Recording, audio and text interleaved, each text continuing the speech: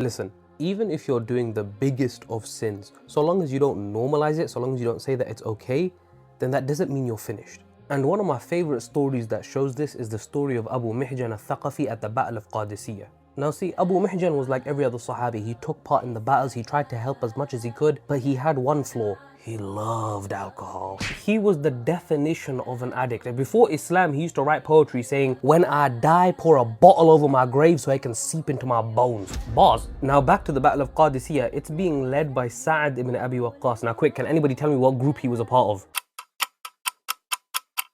Deen Buddy will actually tell you that he was part of Al-Ashara Mubashara, the 10 promised paradise, so he's a big player. The day before the battle begins, Sa'ad ibn Abi Waqqas is briefing his men on how important this is. This is the battle that might destroy the Persian Empire, one of the superpowers of that time. And what's Abu Mihjan doing? He had the 7th century equivalent of a bottle of Bacardi in his hand. He got drunk. Sa'ad ibn Abi Waqqas, he's had it up to here with Abu Mihjan. So he decides, I'm gonna punish you, but not by the regular punishment. As the Amir, my order is that you're tied up and prevented from taking part in the battle. So Sa'ad radiallahu anh ties up Abu Mihjan in his tent and all of the men leave for war, leaving him behind.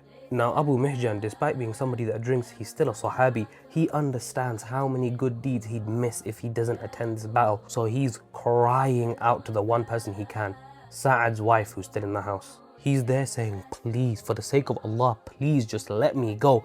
I promise you, I'll go, I'll keep my face covered, I'll fight, and I'll come back and tie myself up. Sa'ad's wife, seeing his sincerity, lets him go based on that promise. Now Abu Mihjan, he knows he's on borrowed time, so he takes his horse and gallops into the battlefield, and he's fighting as hard as he can. He's swinging left and right, taking down as many men as he can. Everyone's noticing, but they don't know it's him because his face is covered. Now obviously, we know the result of the battle. The Muslims won. So Abu Mihjan gallops back to the tent of Sa'ad, ties himself up again even with all his wounds, and just waits. Now Sa'ad radiallahu anh, he comes back with the army a little bit later and he says to his wife, whoa, there was somebody in the battlefield, a masked warrior who fought like no one I've ever seen. I wish I could see him so I could reward him. His wife is there like, well, I've got a surprise for you. So she tells Sa'ad that the one that fought like that was the man he was holding prisoner, Abu Mihjan. So they go downstairs and they see him covered in wounds and blood,